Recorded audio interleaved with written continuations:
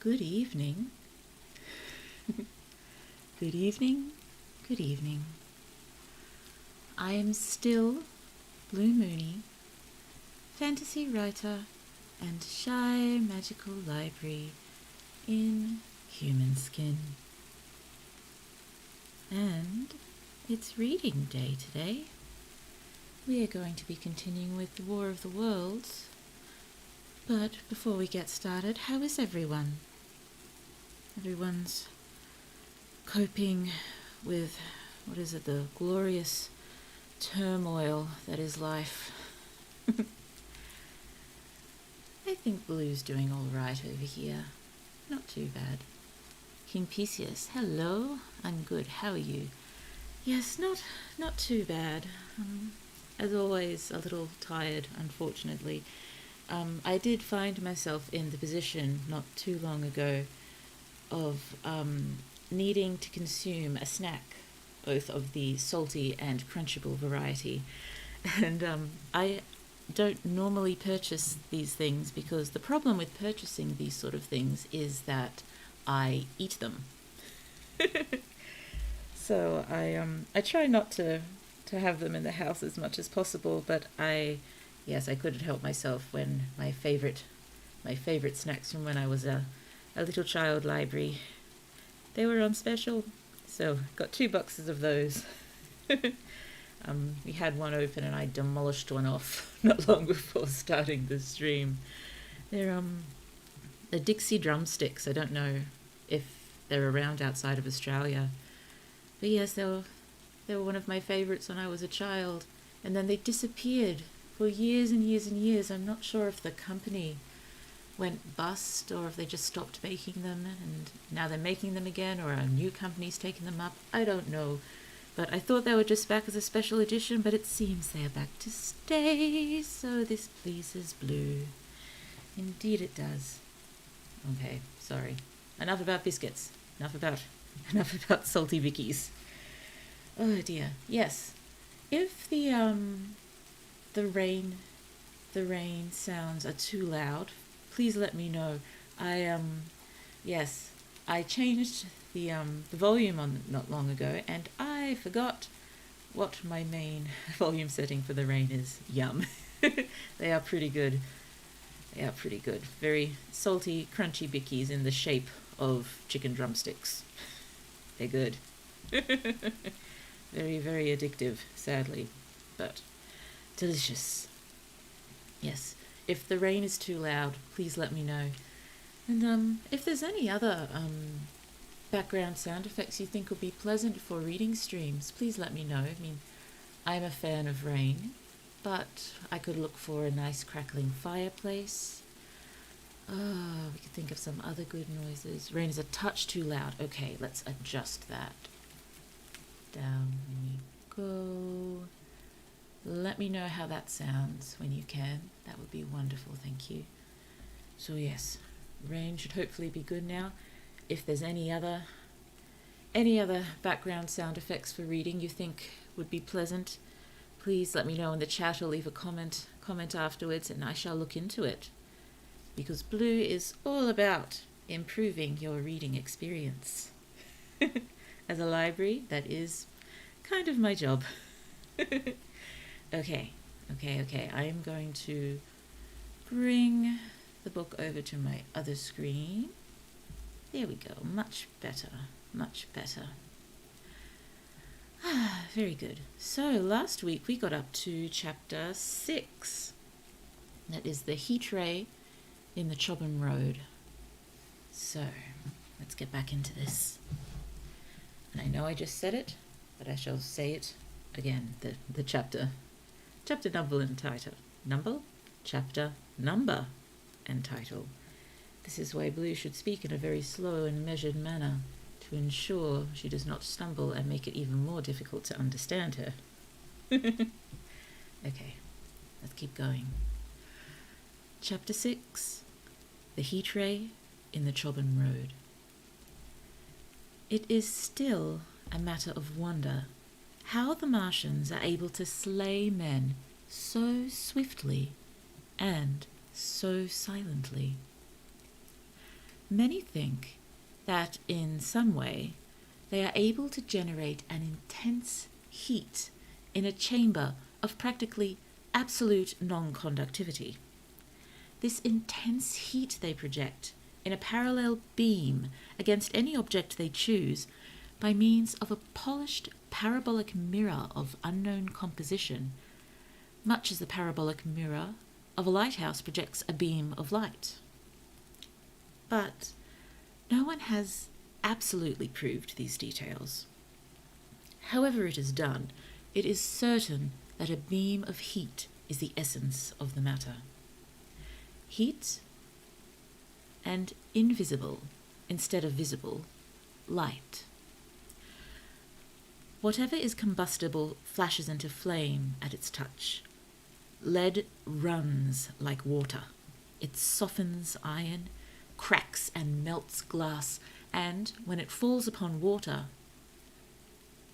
oh dear, I immediately missed this word, incontinentally, that explodes into steam. Goodness me, why did that word mess me up? Incontinentally, that explodes into steam. There we go. That night, nearly 40 people lay under the starlight about the pit, charred and distorted beyond recognition. And all night long, the common from Horsell to Maybury was deserted and brightly ablaze. The news of the massacre probably reached Chobham, Woking and Ottershaw about the same time. In Woking, the shops had closed when the tragedy happened, and a number of people, shop people and so forth, attracted by the stories they had heard, were walking over the Horsell Bridge and along the road between the hedges that runs out at last upon the common. You may imagine the young people brushed up after the labours of the day and making this novelty, as they will make any novelty, the excuse for walking together and enjoying a trivial flirtation. You may figure to yourself the hum of voices along the road in the gloaming. As yet, of course, few people in Woking even knew that the cylinder had opened, though poor Henderson had sent a messenger on a bicycle to the post office with a special wire to an evening paper. Oh, rain sounds good now, by the way. Thank you so much. Thank you. Here we are. As these folks came out by twos and threes upon the open, they found little knots of people talking excitedly and peering at the spinning mirror over the sand pits. And the newcomers were, no doubt, soon infected by the excitement of the occasion. By 8:30, when the deputation was destroyed, there may have been a crowd of 300 people or more at this place, besides those who had left the road to approach the Martians nearer. There were 3 policemen too, one of whom was mounted, doing their best, under instructions from Stent, to keep the people back and deter them from approaching the cylinder. There was some booing from those more thoughtless and excitable souls, to whom a crowd is always an occasion for noise and horseplay. Stent and Ogilvy, anticipating some possibilities of a collision, had telegraphed from Horsell to the barracks as soon as the Martians emerged, for the help of a company of soldiers to protect these strange creatures from violence. After that, they returned to lead that ill-fated advance. The description of their death, as it was seen by the crowd, tallies very closely with my own impressions.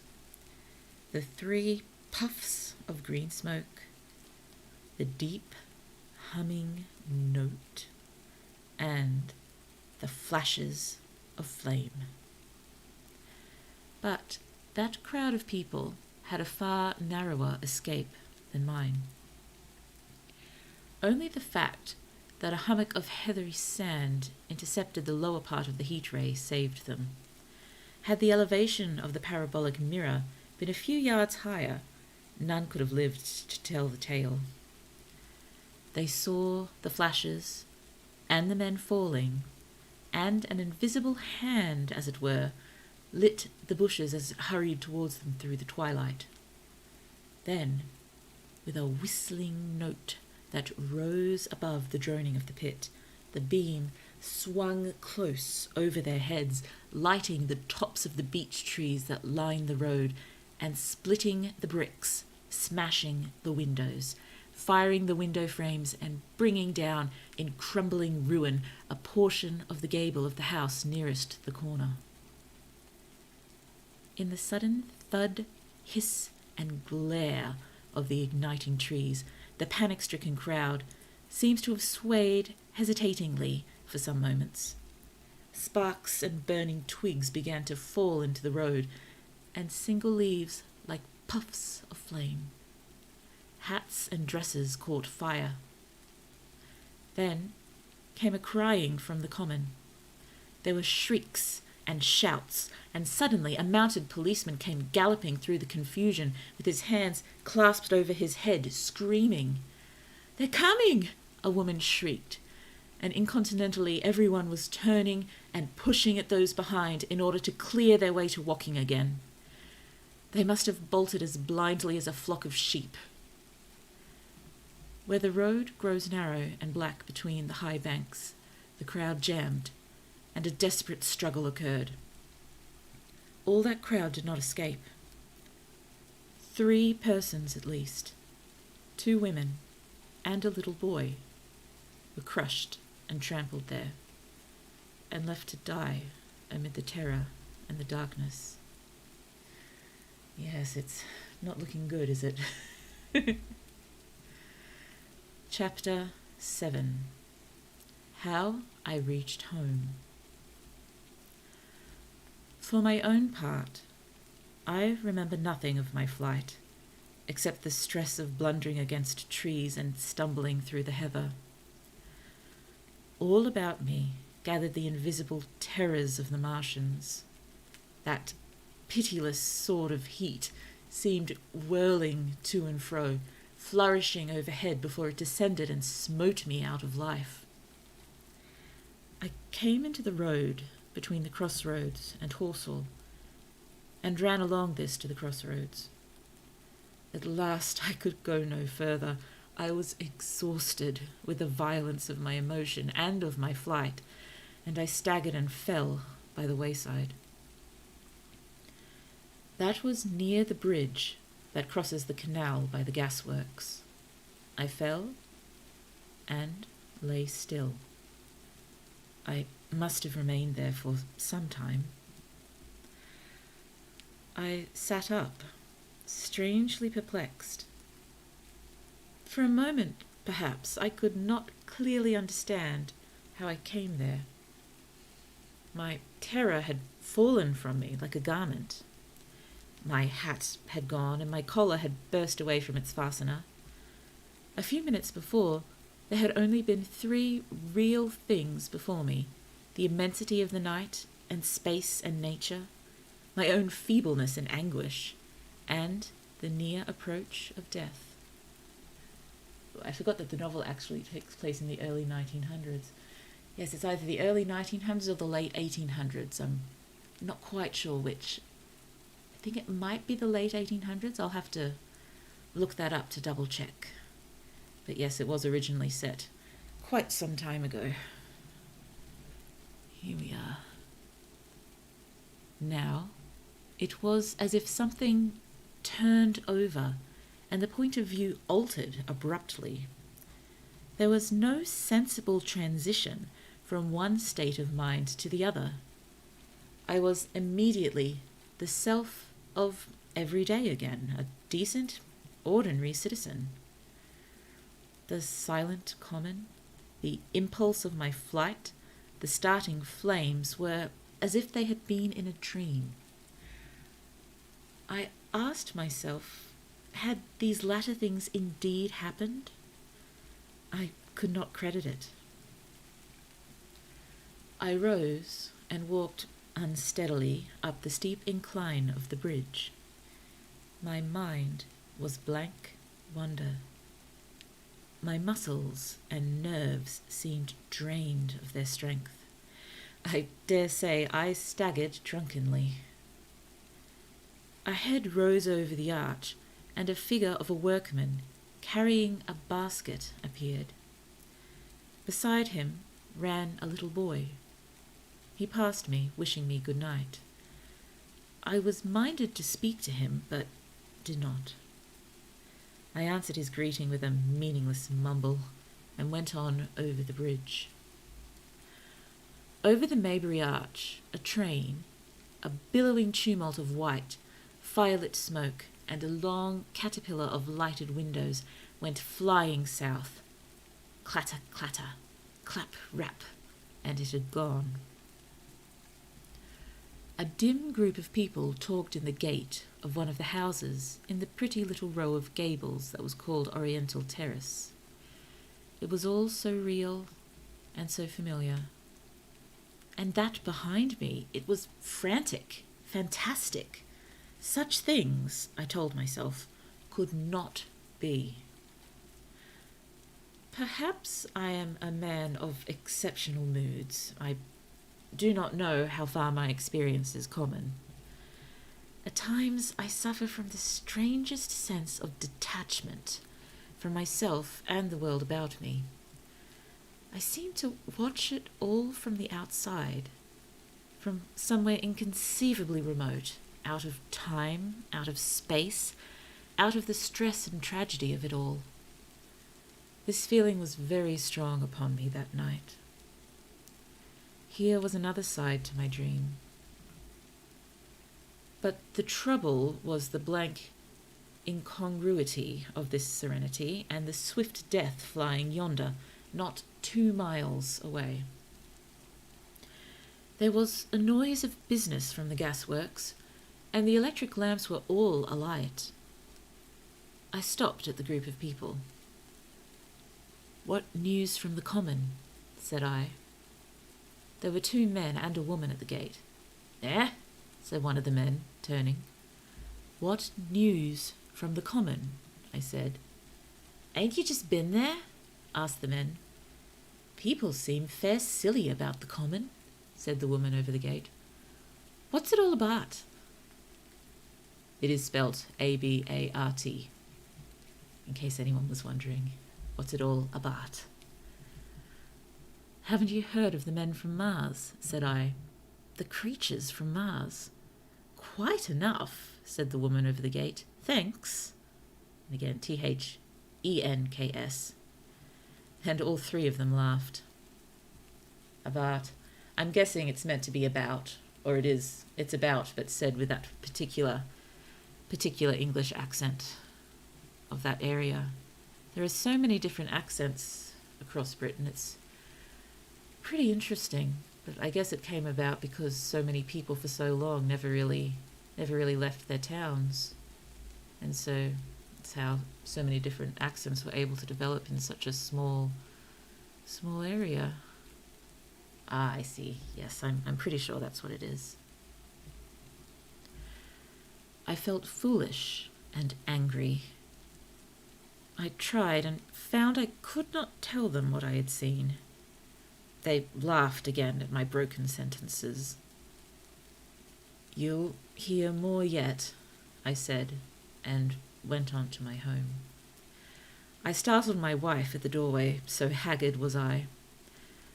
I went into the dining room, sat down, drank some wine, and so soon as I could collect myself sufficiently, I told her the things I had seen. The dinner, which was a cold one, had already been served and remained neglected on the table while I told my story. "There is one thing," I said, to allay the fears I had aroused. "They are the most sluggish things I ever saw crawl.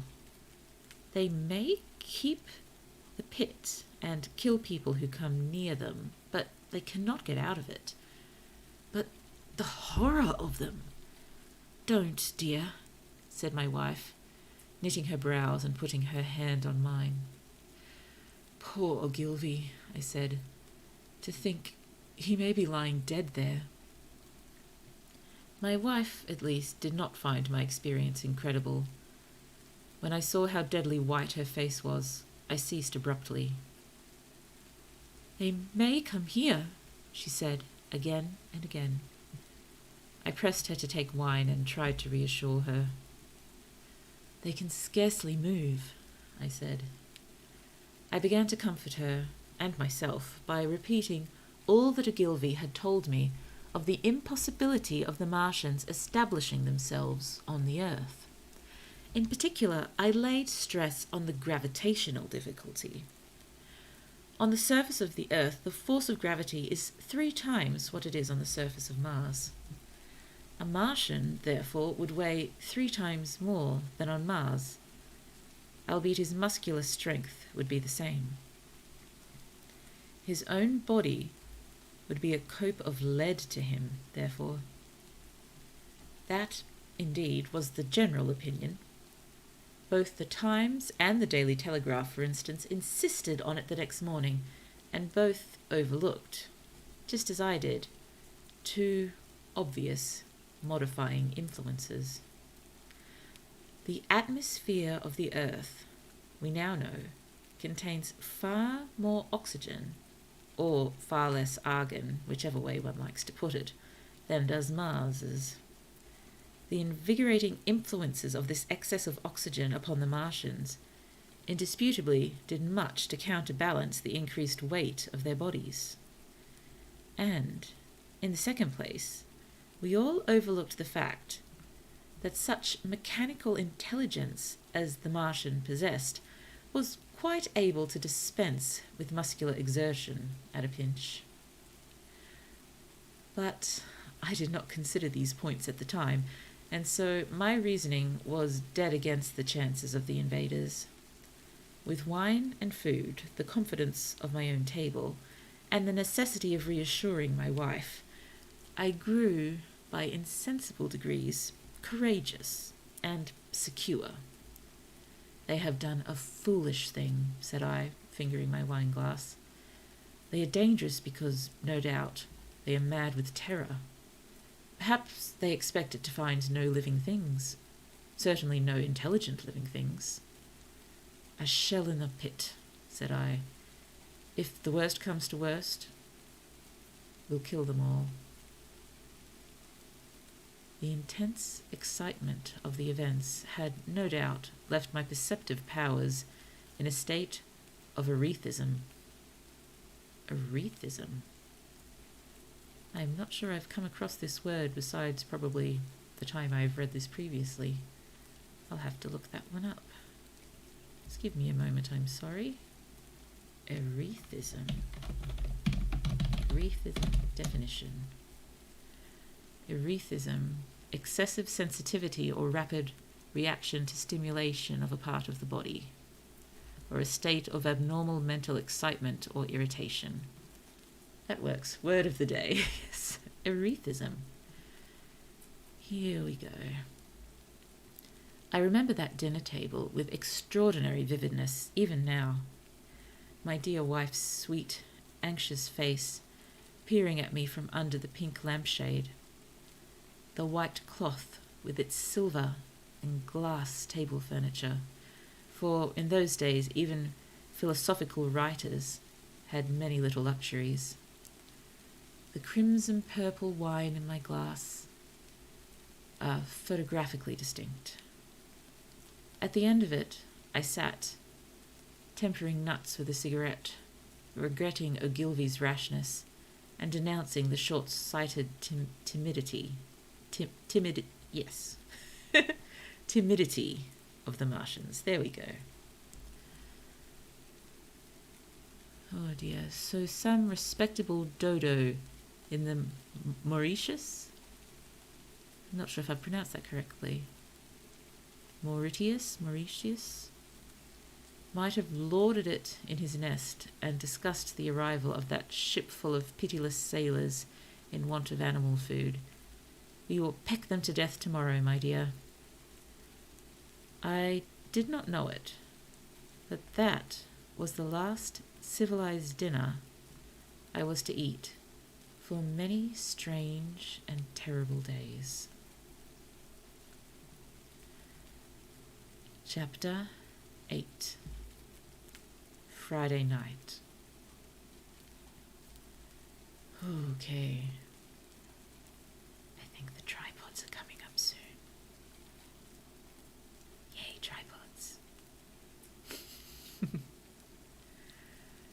The most extraordinary thing, to my mind, of all the strange and wonderful things that happened upon that Friday, was the dovetailing of the commonplace habits of our social order with the first beginnings of this series of events that was to topple that social order headlong. If on Friday night you had taken a pair of compasses and drawn a circle with a radius of 5 miles round the Woking sandpits, I doubt if you would have had one human being outside it, unless it were some relation of Stent or one of the 3 or 4 cyclists or London people lying dead on the common, whose emotions or habits were at all affected by the newcomers. Many people had heard of the cylinder, of course, and talked about it in their leisure, but it certainly did not make the sensation that an ultimatum to Germany would have done. In London that night, poor Henderson's telegraph describing the gradual unscrewing of the shot was judged to be a carnage? Oh dear. Was judged to be a carnage, and his evening paper, after wiring for authentication from him and receiving no reply, the man was killed, decided not to print a special edition. Even within the 5-mile circle, the great majority of people were inert. I have already described the behaviour of the men and women to whom I spoke.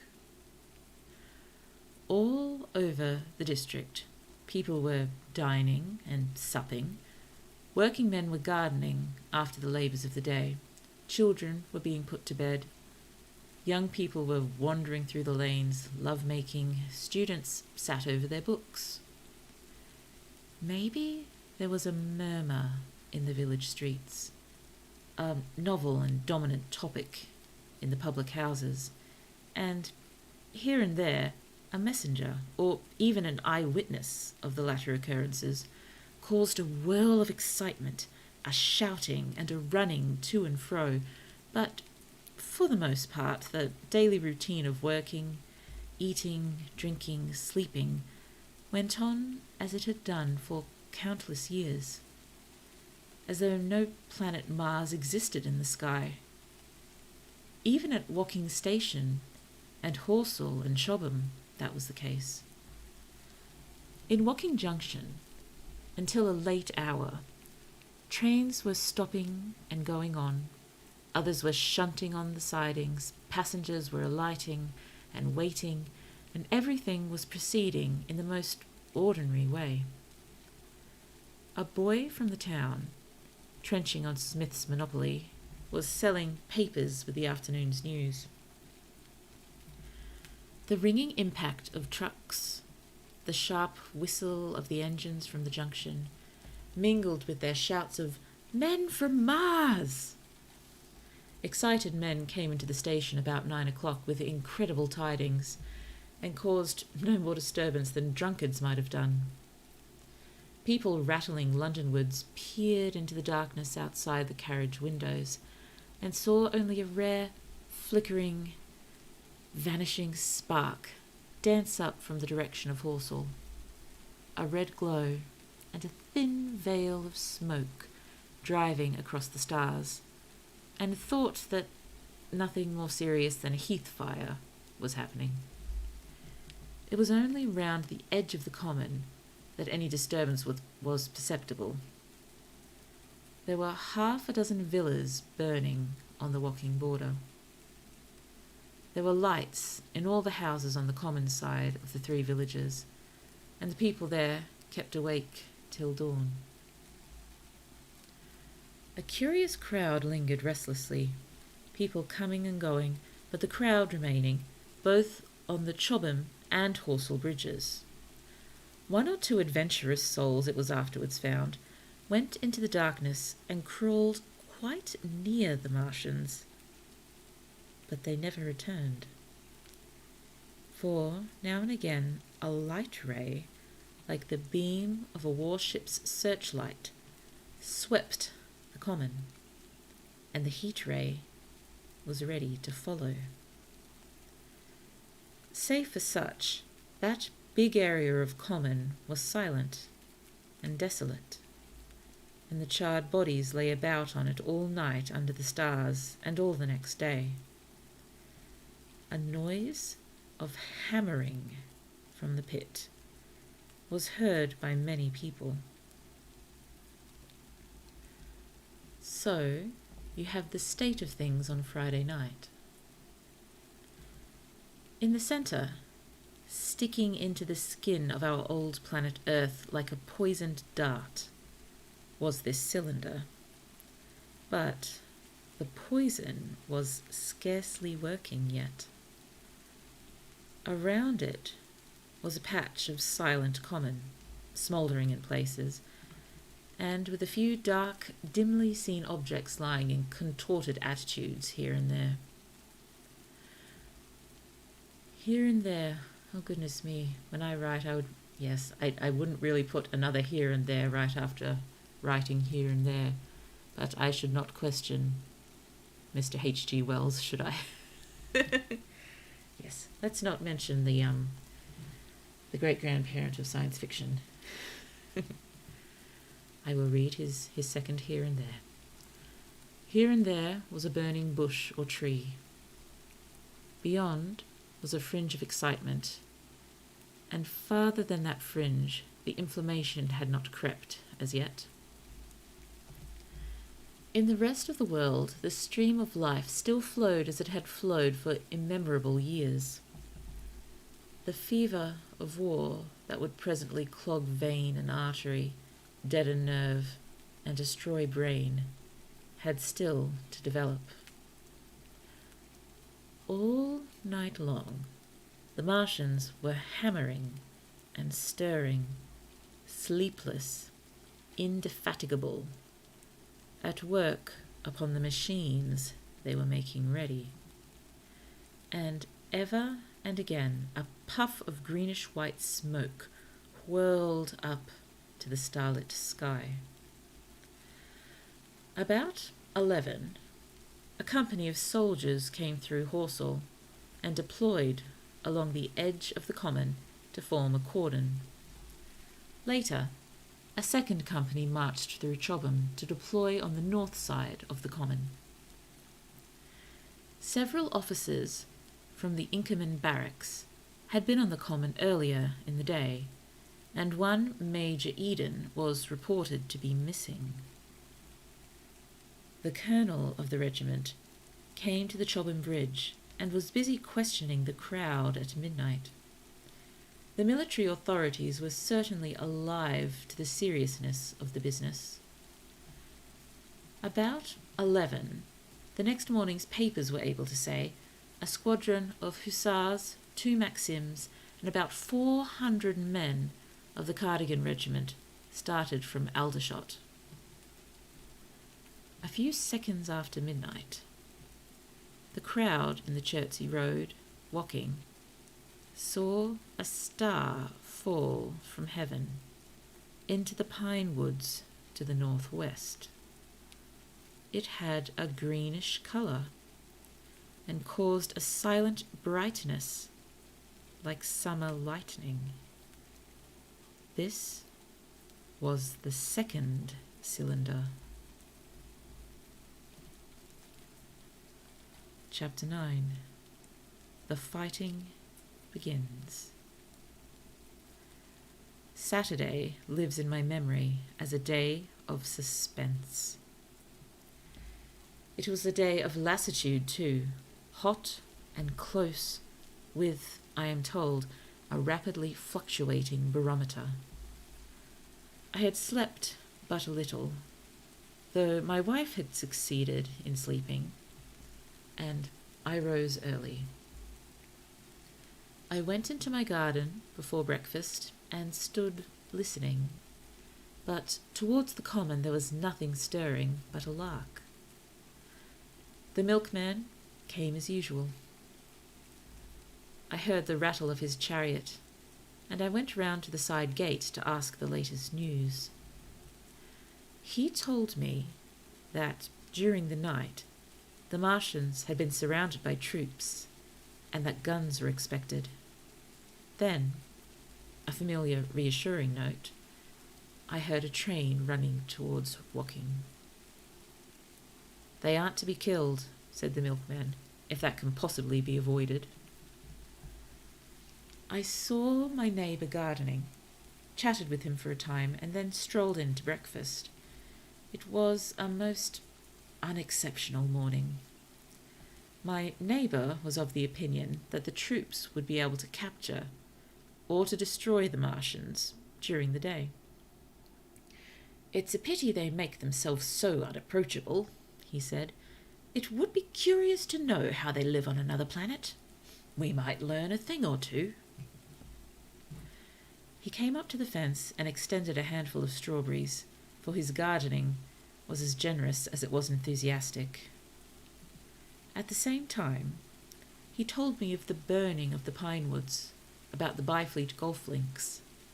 "They say," said he, "that there's another of those blessed things fallen there, number 2. But one's enough, surely. This lot'll cost the insurance people a pretty penny before everything's settled." He laughed, with an air of the greatest good humour, as he said this. The woods, he said, were still burning, and pointed out a haze of smoke to me. "They will be hot underfoot for days, on account of the thick soil of the pine needles and turf," he said, and then grew serious over poor Ogilvy. After breakfast, instead of working, I decided to walk down towards the common. Under the railway bridge, I found a group of soldiers, sappers, I think, men in small round caps, dirty red jackets, unbuttoned and showing their blue shirts, dark trousers and boots coming to the calf. They told me no one was allowed over the canal, and, looking along the road towards the bridge, I saw one of the cardigan men standing sentinel there. I talked with these soldiers for a time. I told them of my sight of the Martians on the previous evening.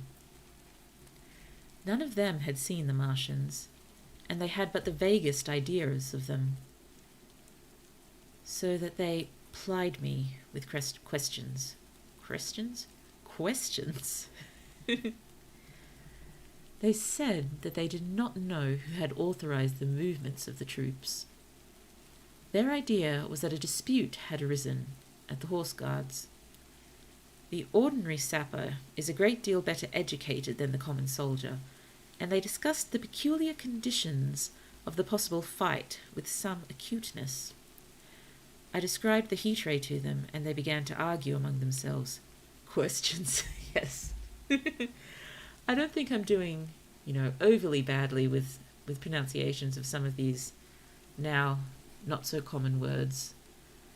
I'll keep doing my best. Not that questions is an uncommon word, but in general.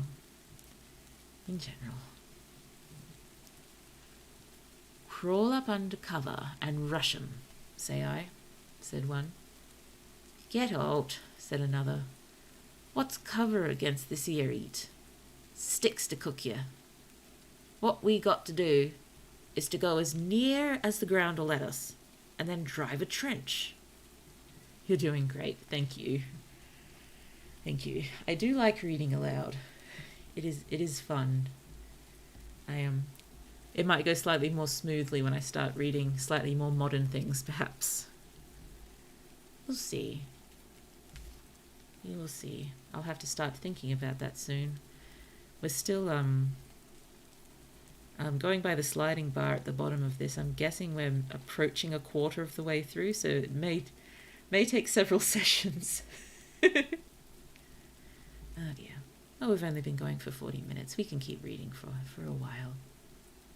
What are we up to? Here we are. Below your trenches. You always want trenches. You ought to have been born a rabbit, Snippy. Ain't they got any necks, then? Said a third, abruptly. A little, contemplative, dark man smoking a pipe. I repeated my description. Octopuses, said he. That's what I calls them. Talk about fishes of men. Fight as a fish it is this time. It ain't no murder killing beasts like that, said the first speaker. Why not shell the darned things straight off and finish 'em, said the little dark man. You can't tell me what they might do.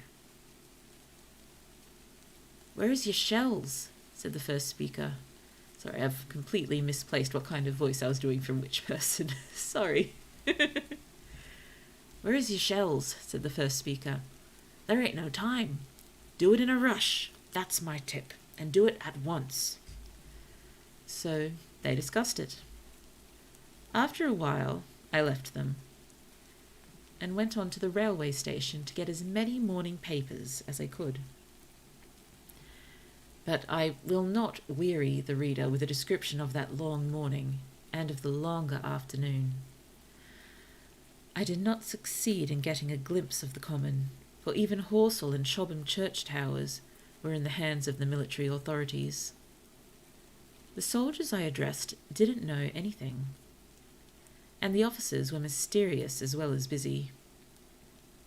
I found people in the town quite secure again in the presence of the military, and I heard for the first time from Marshall, the tobacconist, that his son was among the dead on the common. The soldiers had made the people on the outskirts of Horsell lock up and leave their houses. I got back to lunch about 2, very tired, for, as I have said, the day was extremely hot and dull, and in order to refresh myself I took a cold bath in the afternoon. About 4:30, I went up to the railway station to get an evening paper, for the morning papers had contained only a very inaccurate description of the killing of Stent, Henderson and Ogilvy and the others. But there was little I didn't know. The Martians did not show an inch of themselves. They seemed busy in their pit, and there was a sound of hammering and an almost continuous streamer of smoke. Apparently, they were busy getting ready for a struggle. Fresh attempts have been made to signal, but without success, was the stereotyped formula of the papers. A sapper told me it was done by a man in a ditch with a flag on a long pole. The Martians took as much notice of such advances as we should of the lowing of a cow. I must confess, the sight of all this armament, all this preparation, it greatly excited me. My imagination became belligerent and defeated the invaders in a dozen striking ways. Something of my schoolboy dreams of battle and heroism came back. It hardly seemed a fair fight to me at that time. They seemed very helpless in that pit of theirs. About 3:00, there began the thud of a gun at measured intervals from Chertsey or Addleston. I learned that the smouldering pine wood into which the second cylinder had fallen was being shelled, in the hope of destroying the object before it opened. It was only about 5, however, that a field gun reached Chobham for use against the first body of Martians. About 6 in the evening, as I sat at tea with my wife in the summer house, talking vigorously about the battle that was lowering upon us, I heard a muffled detonation from the common, and I lost my place. I heard a muffled detonation from the common, and immediately after, a gust of firing. There we go. Close on the heels of that came a violent, rattling crash, quite close to us, that shook the ground. And, starting out upon the lawn, I saw the tops of the trees about the Oriental College burst into smoky red flame, and the tower of the little church beside it slide down into ruin. The pinnacle of the mosque had vanished, and the roofline of the college itself looked as if 100-ton gun had been at work upon it. One of our chimneys cracked, as if a shot had hit it, flew, and a piece of it came clattering down the tiles and made a heap of broken red fragments upon the flower bed by my study window. I and my wife stood amazed. Then I realized that the crest of Maybury Hill must be within range of the Martians' heat ray, now that the college was cleared out of the way. At that, I gripped my wife's arm and, without ceremony, ran her out into the road. Then I fetched out the servant, telling her that I would go upstairs myself for the box she was clamouring for. "We can't possibly stay here," I said, and as I spoke, the firing reopened for a moment upon the common. "But where are we to go?" said my wife in terror. I thought, perplexed. Then I remembered her cousins at Leatherhead. "Leatherhead!" I shouted above the sudden noise. She looked away from me downhill. The people were coming out of their houses, astonished. "How are we to get to Leatherhead?" she said. Down the hill I saw a bevy of hussars ride under the railway bridge. 3 galloped through the open gates of the Oriental College. 2 others dismounted and began running from house to house. The sun, shining through the smoke that drove up from the tops of the trees, seemed blood red, and threw an unfamiliar, lurid light upon everything. "Stop here," said I. "You are safe here." And I started off at once for the Spotted Dog, for I knew the landlord had a horse and a dog cart.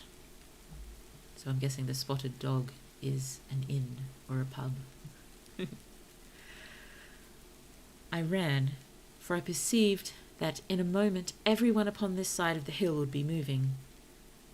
I found him in his bar, quite unaware of what was going on behind his house. A man stood with his back to me, talking to him. "I must have £1," said the landlord, "and I've no one to drive it." "I'll give you 2, said I over the stranger's shoulder. "What for?" "And I'll bring it back by midnight," I said. "Lord," said the landlord, "what's the hurry?" "I'm selling my bit of pig. £2 and you bring it back? What's going on now?" I explained hastily that I had to leave my home, and so secured the dog cart. At the time, it did not seem to me nearly so urgent that the landlord should leave his. Oh dear. Yeah, I suppose it's difficult to think about others when you're in a panic, but still, not great.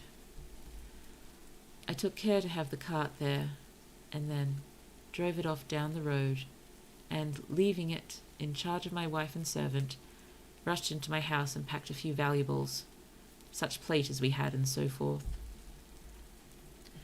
The beech trees below the house were burning while I did this, and the palings up the road glowed red. While I was occupied in this way, one of the dismounted hussars came running up. He was going from house to house, warning people to leave. He was going on as I came out my front door, lugging my treasures, done up in a tablecloth. I shouted after him, "What news?" He turned, stared, bawled something about crawling out in a thing like a dish cover, and ran on to the gate of the house at the crest. A sudden whirl of black smoke driving across the road hid him for a moment. I ran to my neighbour's door and rapped to satisfy myself of what I already knew, that his wife had gone to London with him and had locked up their house. I went in again, according to my promise, to get my servant's box, lugged it out, clapped it beside her on the tail of the dog-cart, and then caught the reins and jumped up into the driver's seat beside my wife. In another moment we were clear of the smoke and noise, and spanking down the opposite slope of Maybury Hill towards Old Woking. In front was a quiet, sunny landscape.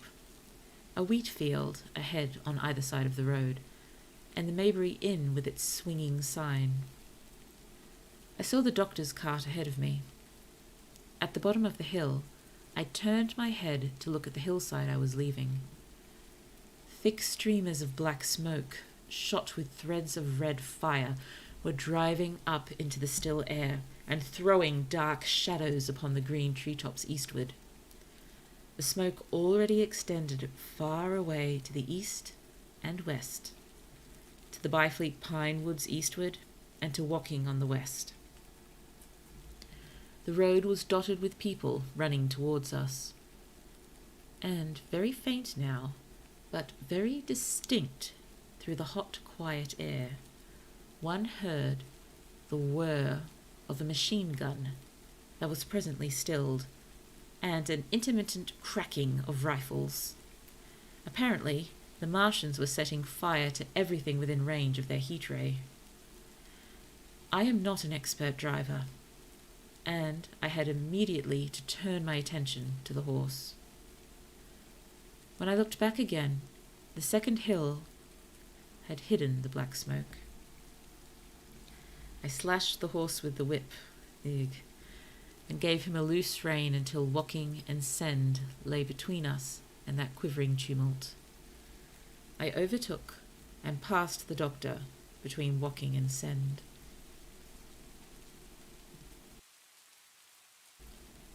Chapter 10. In the Storm. Leatherhead is about 12 miles from Maybury Hill. The scent of hay was in the air through the lush meadows beyond Pireford, and the hedges on either side were sweet and gay with multitudes of dog roses. The heavy firing that had broken out while we were driving down Maybury Hill had ceased as abruptly as it began, leaving the evening very peaceful and still. We got to Leatherhead without misadventure, about 9 o'clock, and the horse had an hour's rest while I took supper with my cousins and commended my wife to their care. My wife was curiously silent throughout the drive, and seemed oppressed with forebodings of evil. I talked to her reassuringly, pointing out that the Martians were tied to the pit by sheer heaviness, and, at the utmost, could but crawl a little out of it. But she answered only in monosyllables. Had it not been for my promise to the innkeeper, she would, I think, have urged me to stay in Leatherhead that night. Would that I had. Her face, I remember, was very white as we parted. For my own part, I had been feverishly excited all day. Something very like the war fever that occasionally runs through a civilized community had got into my blood, and in my heart I was not so very sorry that I had to return to Maybury that night. I was even afraid that that last fusillade, don't think I know that one. Let me look that up quickly, sorry. Fusillade definition.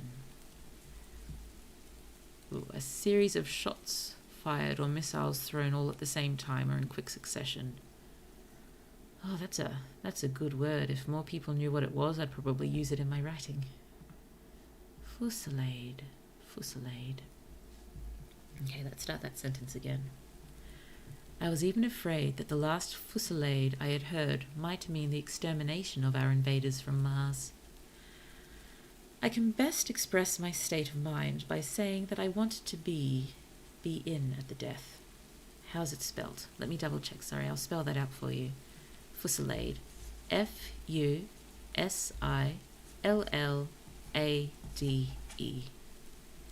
So it seems that's for like a barrage of gunfire or artillery. It was nearly 11 when I started to return. The night was unexpectedly dark.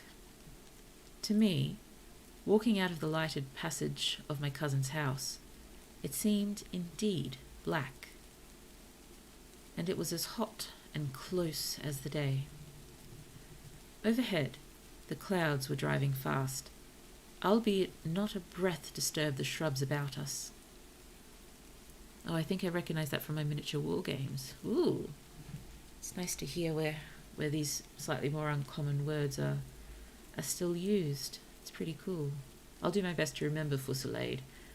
Again, I probably won't actually use it in my writing because I prefer that people don't have to go and look up words as much as possible.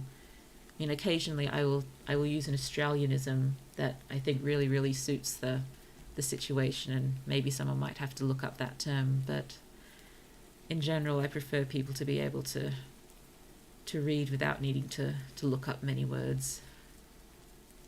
I think maybe it occasionally takes away from the immersion. I mean, a good vocabulary is indeed a good thing, but if it is not necessary to use the word fusillade, I will not use it. Here we are. Yes, here we are. My cousin's man lit both lamps. Happily, I knew the road intimately. My wife stood in the light of the doorway and watched me until I jumped up into the dog cart. That confused me for a moment when we were first talking about the dog carts, because it confused me that a dog cart would be pulled by a horse and not a dog. Imagine a dog cart is, not actually something drawn by dogs. Until I jumped up into the dog cart. Then, abruptly, she turned and went in, leaving my cousin side by side, wishing me good hap. I was a little depressed at first, with the contagion of my wife's fears, but very soon my thoughts reverted to the Martians. At that time I was absolutely in the dark as to the course of the evening's fighting. I did not know even the circumstances that had precipitated the conflict. As I came through Ockham, for that was the way I returned and not through Send and Old Woking, I saw along the western horizon a blood-red glow, which, as I drew nearer, crept slowly up the sky. The driving clouds of the gathering thunderstorm mingled there with masses of black and red smoke.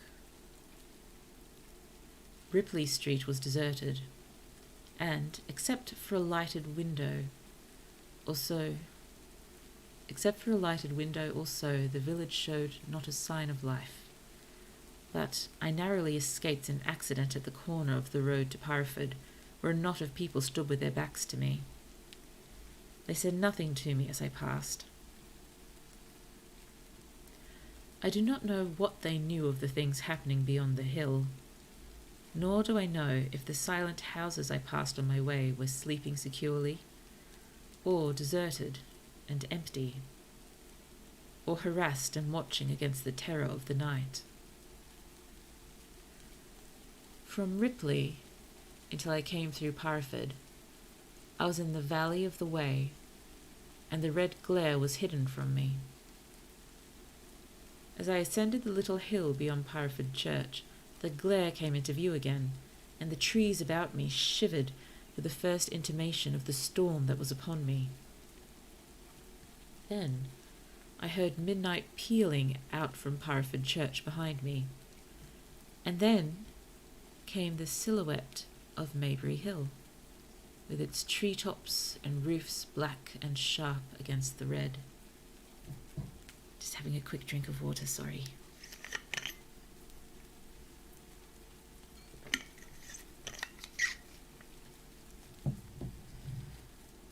Even as I beheld this, a lurid green glare lit the road about me and showed the distant woods towards Addlestone.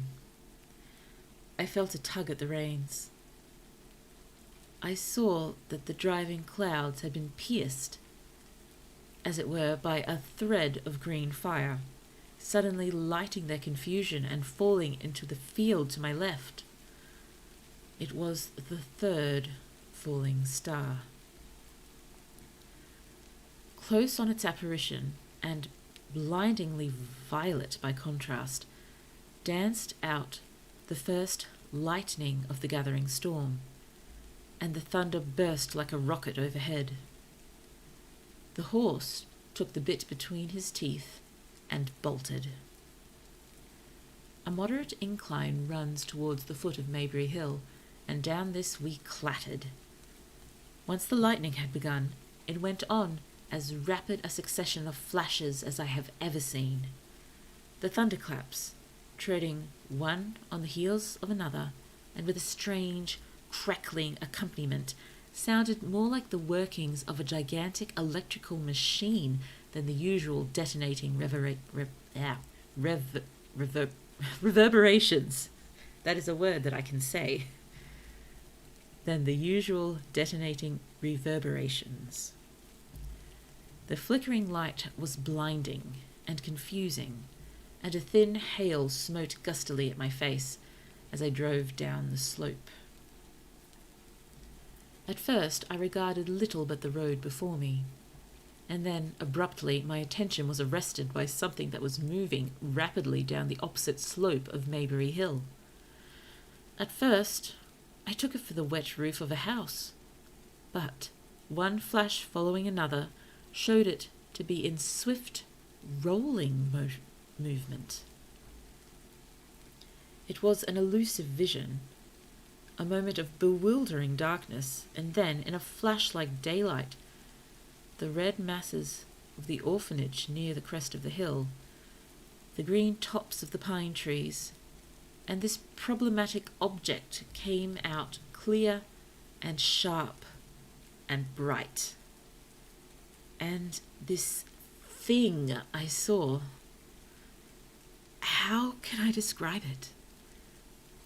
A monstrous tripod, higher than many houses, striding over the young pine trees and smashing them aside in its career, a walking engine of glittering metal, striding now across the heather, articulate ropes of steel dangling from it, and the clattering tumult of its passage mingling with the riot of the thunder.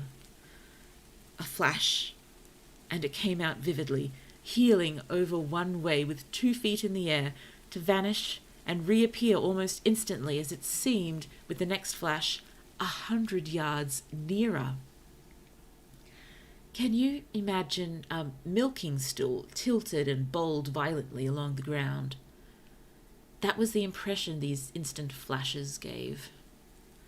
But instead of a milking stool, imagine it a great body of machinery on a tripod stand. Then, suddenly, the trees in the pine wood ahead of me were parted, as brittle reeds are parted by a man thrusting through them. They were snapped off and driven headlong, and a second huge tripod appeared, rushing, as it seemed, headlong towards me. And I was galloping hard to meet it. At the sight of the second monster, my nerve went altogether. Not stopping to look again, I wrenched the horse's head hard round to the right, and in another moment the dog-cart had heeled over upon the horse. The shafts smashed noisily, and I was flung sideways and fell heavily into a shallow pool of water. I crawled out almost immediately and crouched, my feet still in the water, under a clump of firs. The horse lay motionless. His neck was broken. Poor brute. And by the lightning flashes, I saw the black bulk of the overturned dog-cart and the silhouette of the wheel still spinning slowly. In another moment, the colossal mechanism went striding by me and passed uphill towards Parford. Seen nearer, the thing was incredibly strange, for it was no mere insensate machine driving on its way.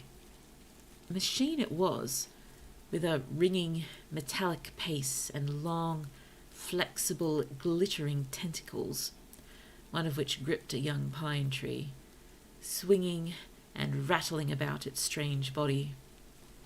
It picked its road as it went, striding along, and the brazen hood that surmounted it moved to and fro with the inevitable suggestion of a head looking about. Behind the main body was a huge mass of white metal like a gigantic fisherman's basket, and puffs of green smoke squirted out from the joints of the limbs as the monster swept by me. And, in an instant, it was gone. So much I saw then, all vaguely for the flickering of the lightning, in blinding highlights and dense black shadows. As it passed, it set up an exultant, deafening howl that drowned the thunder. Oh, I don't know whether to say it how it's written or how they do it in the musical. Here it's aloo, aloo. In the musical it's ooh la, and I find that a bit more terrifying. And in another minute, it was with its companion, half a mile away, stooping over something in the field. I have no doubt this thing in the field was the third of the 10 cylinders they'd fired at us from Mars. For some minutes, I lay there in the rain and darkness, watching, by the intermittent light, these monstrous beings of metal moving about in the distance over the hedge-tops. A thin hail was now beginning, and as it came and went, their figures grew misty and then flashed into clearness again. Now and then came a gap in the lightning, and the night swallowed them up. I was soaked with hail above and puddle water below. It was some time before my blank astonishment would let me struggle up the bank to a drier position, or think at all about my imminent peril. Not far from me was a little one-roomed squatter's hut of wood, surrounded by a patch of potato garden.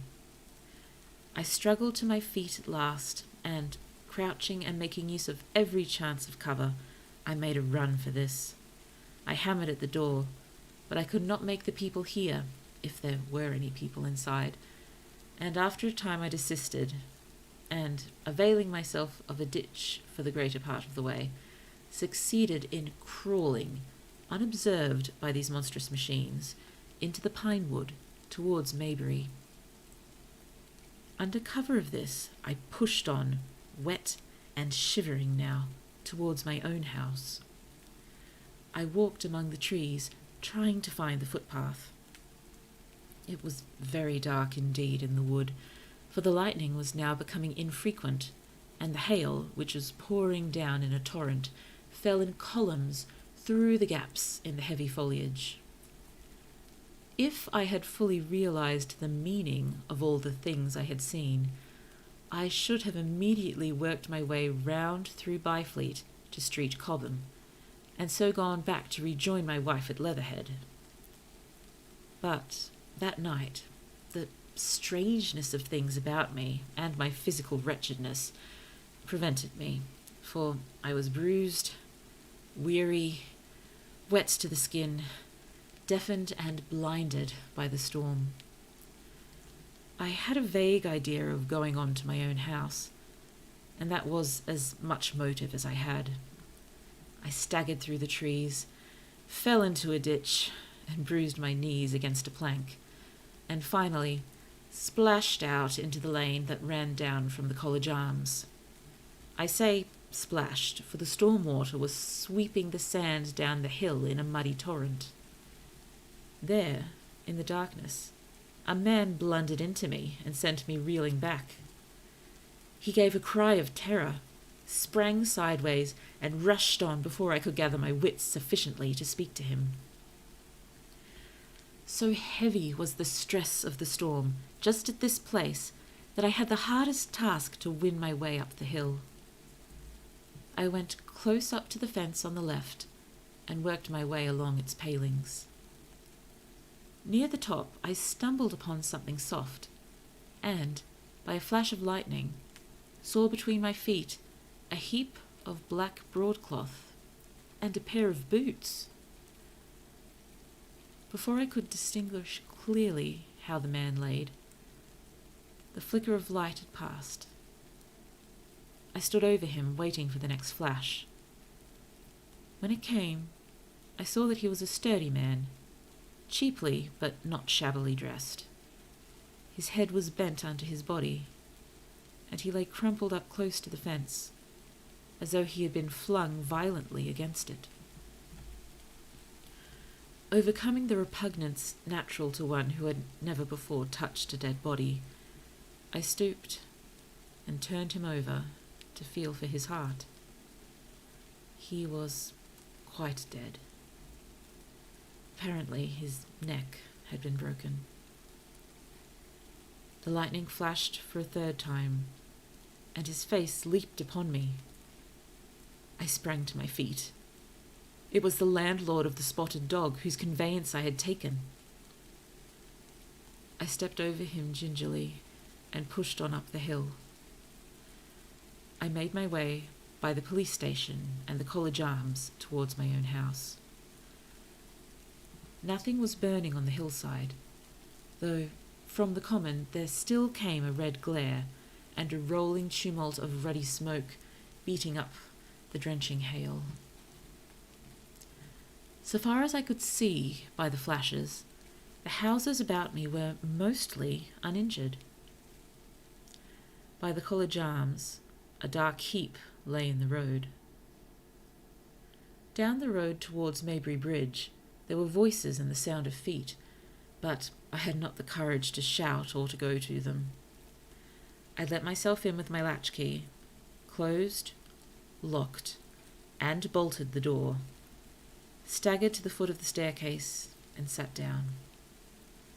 My imagination was full of those striding, metallic monsters, and of the dead body smashed against the fence. I crouched at the foot of the staircase, with my back to the wall, shivering violently. Chapter 11. At the Window. I have already said that my storms of emotion have a trick of exhausting themselves.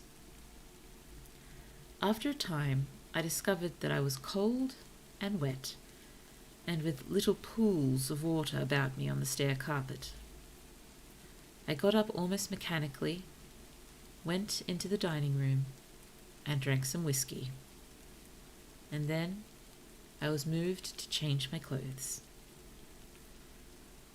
After I had done that, I went upstairs to my study, but why I did so I do not know.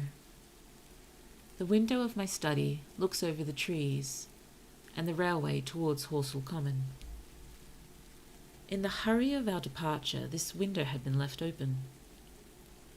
The passage was dark, and, by contrast with the picture the window frame enclosed, the side of the room seemed impenetrably dark. I stopped short in the doorway. The thunderstorm had passed.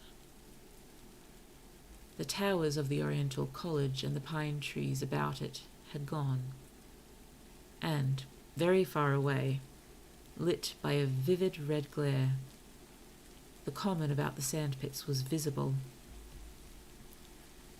Across the light, huge black shapes, grotesque and strange, moved busily to and fro. It seemed indeed as if the whole country in that direction was on fire. A broad hillside set with minute tongues of flame, swaying and writhing with the gusts of the dying storm, and throwing a red reflection upon the cloud scud above. Every now and then, a haze of smoke from some nearer conflagration drove across the window and hid the Martian shapes. I could not see what they were doing, nor the clear form of them, and nor recognize the black objects they were busied upon. Neither could I see the nearer fire through the reflections of it, not through, though the reflections of it danced on the wall and ceiling of the study. A sharp, resinous tang of burning was in the air. I closed the door noiselessly and crept towards the window. As I did so, the view opened out until, on the one hand, it reached to the houses about Woking Station, and, on the other, to the charred and blackened pine woods of Byfleet. There was a light down below the hill, on the railway, near the arch, and several of the houses along the Maybury Road and the streets near the station were glowing ruins. The light upon the railway puzzled me at first. There were a black heap and a vivid glare, and to the right of that a row of yellow oblongs. Then I perceived this was a wrecked train, the foreparts smashed and on fire, hinder carriages still upon the rails. Between these three main centres of light, the houses, the train, and the burning country towards Chobham, stretched irregular patches of dark country, broken here and there by intervals of dimly glowing and smoking ground. It was the strangest spectacle, that black expanse set with fire.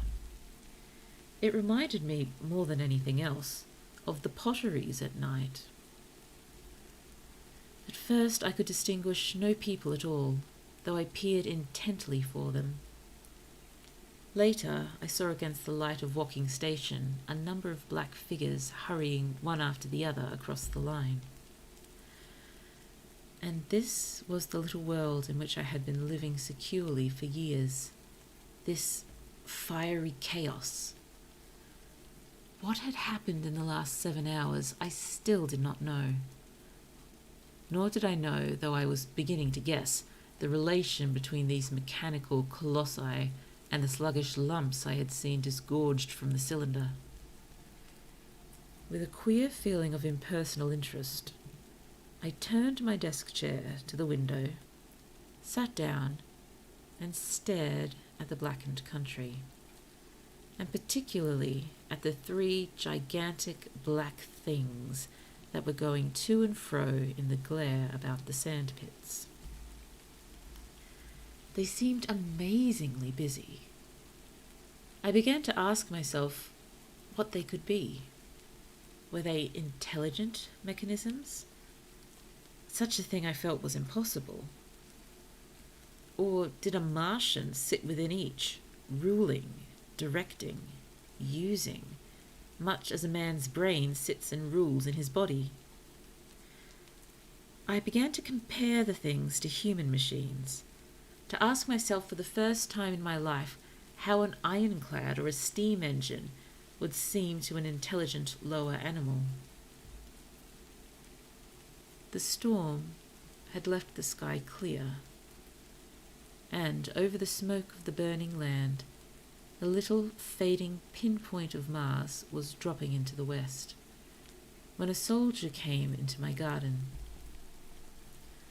I heard a slight scraping at the fence, and, rousing myself from the lethargy that had fallen upon me, I looked down and saw him dimly, clambering over the palings. At the sight of another human being, my torpor passed, and I leaned out of the window eagerly. "Hist!" said I, in a whisper. He stopped astride of the fence in doubt. Then he came over, and across the lawn to the corner of the house. He bent down and stepped softly. "Who's there?" he said, also whispering, standing under the window and peering up. "Where are you going?" I asked. "God knows."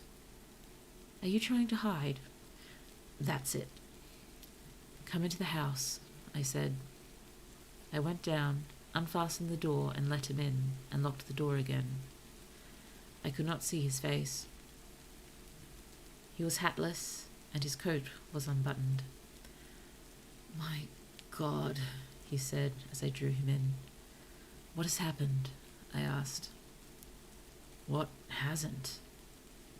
In the obscurity, I could see he made a gesture of despair. "They wiped us out. Simply wiped us out," he repeated again and again.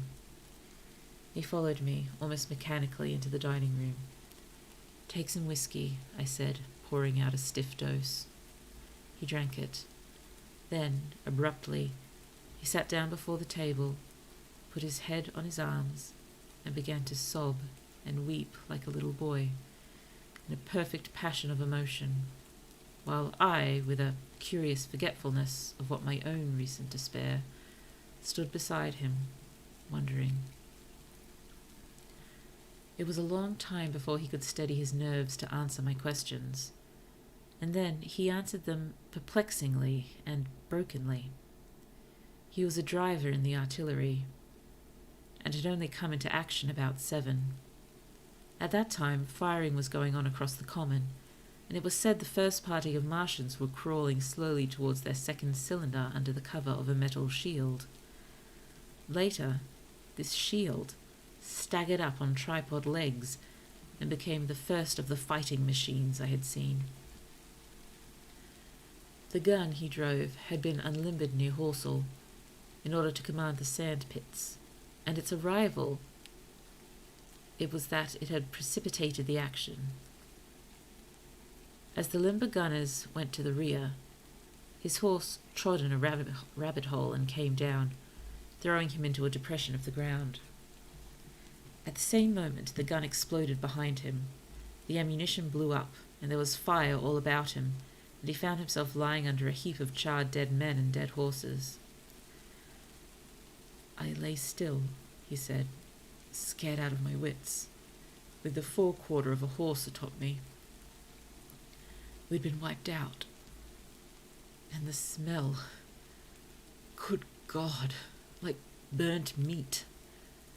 I was hurt across the back by the fall of the horse, and there I had to lie until I felt better. Just like a parade it had been a minute before. Then stumble, bang, swish. Wiped out," he said. He had hid under the dead horse for a long time, peeping out furtively across the common.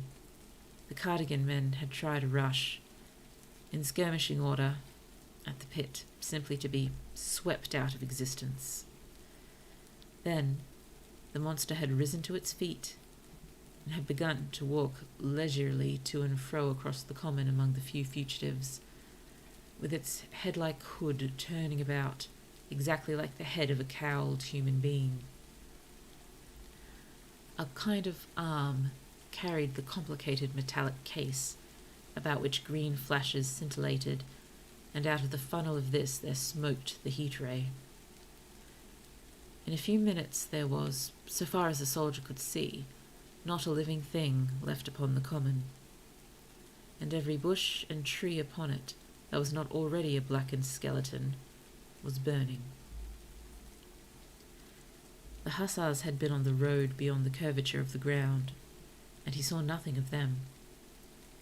He heard the Maxims rattle for a time, and then became still. The giant saved walking station and its cluster of houses until the last. Then, in a moment, the heat ray was brought to bear, and the town became a heap of fiery ruins. Then the thing shut off the heat ray, and, turning its back upon the artillerymen, began to waddle away towards the smouldering pine woods that sheltered the second cylinder. As it did so, a second glittering titan built itself up out of the pit. The second monster followed the first, and, at that, the artillerymen began to crawl very cautiously across the hot heather ash towards Horsell. he managed to get alive into the ditch by the side of the road, and so escaped to Woking. There, his story became ejaculatory. The place was impassable. It seems there were a few people alive there, frantic for the most part, and many burnt and scalded. He was turned aside by the fire and hid among some almost scorching heaps of broken wall as one of the Martian giants returned. He saw this one pursue a man, catch him up in one of its steely tentacles, and knock his head against the trunk of a pine tree. At last, after nightfall, the artilleryman made a rush for it and got over the railway embankment. Since then he had been skulking along towards Maybury, in the hope of getting out of danger Londonward. People were hiding in trenches and cellars, and many of the survivors had made off towards Woking village and Send. He had been consumed with thirst until he found one of the water mains near the railway arch smashed, and the water bubbling out like a spring upon the road. That was the story I got from him, bit by bit. He grew calmer, telling me, and trying to make me see the things he had seen. He had eaten no food since midday, he told me early in his narrative, and I found some mutton and bread in the pantry and brought it into the room. We lit no lamp for fear of attracting the Martians, and ever and again our hands would touch upon bread or meat. As he talked, things about us came darkly out of the darkness. Yes, I myself would not use darkly and darkness in the same sentence like that. But again, I am doing my best not to question Mr. H.G. Wells. He knows what he's doing more than I do. As he talked, things about us came darkly out of the darkness, and the trampled bushes and broken rose trees outside the window grew distinct. It would seem that a number of men or animals had rushed across the lawn. I began to see his face, blackened and haggard, as no doubt mine was also. When we had finished eating, we went softly upstairs to my study, and I looked again out of the open window. In one night, the valley had become a valley of ashes. The fires had dwindled by now. Where flames had been, there were now streamers of smoke. But the countless ruins of shattered and gutted houses and blasted and blackened trees that the night had hidden stood out now, gaunt and terrible in the pitiless light of the dawn. Yet, here and there, some object had had the luck to escape. A white railway signal here, the end of a greenhouse there, white and fresh amid the wreckage. Never before in the history of warfare had destruction been so indiscriminate and so universal.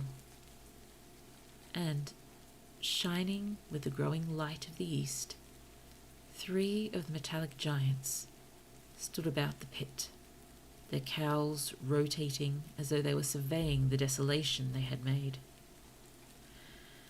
It seemed to me that the pit had been enlarged, and ever and again puffs of vivid green vapour streamed up and out of it towards the brightening dawn, streamed up, whirled, broke, and vanished. Beyond were the pillars of fire about Chobham. They became pillars of bloodshot smoke at the first touch of day. So we are now up to chapter 12, and I think I may stop there. My throat is starting to protest. But yes, chapter 12 is called What I Saw of the Destruction of Weybridge and Shepperton. So we will get back to this next week. Yes, looking at the ribbon, I guess, at the bottom of the book, I think we're Probably about a third of the way through now. About a third of the way through. Possibly, as we get to the next ones, I may try to go for a little bit longer. If we're a third of the way through now, how many sessions should this take? Maybe 6 in total? I'm not sure. We'll see how we go, but yes, I'll aim for 4 more on this and see how we go. If we need more, we'll do more. But yes, thank you so much for listening.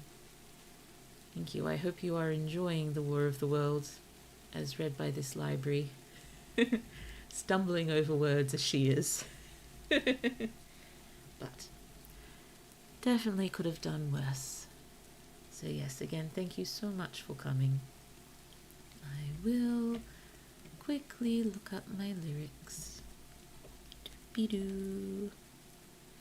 And for a moment I've completely forgotten the name of the song I sing every stream. Give me a moment. The Parting Glass, that's what I sing.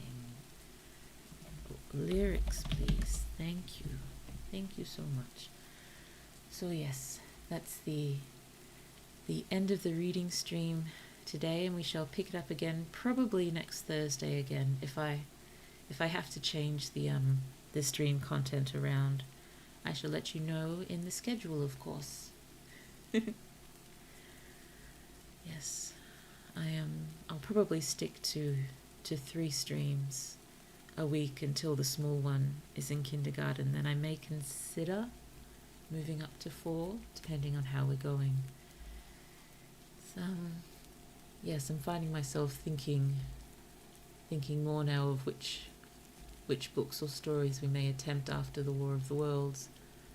There's another speculative fiction that's out of copyright that I'm considering giving a go, but I am pretty keen to try to talk to some indie authors or some web serial authors and see if they'd be happy with me reading the first few chapters on the stream. But yes, still have not approached anyone. Oh dear, yes. Again. Oh dear. Sorry, my head is just going off in every direction at once right now. We should finish up the stream. So yes, shall continue the War of the Worlds soon. Thank you so much for listening, and I hope you're enjoying it.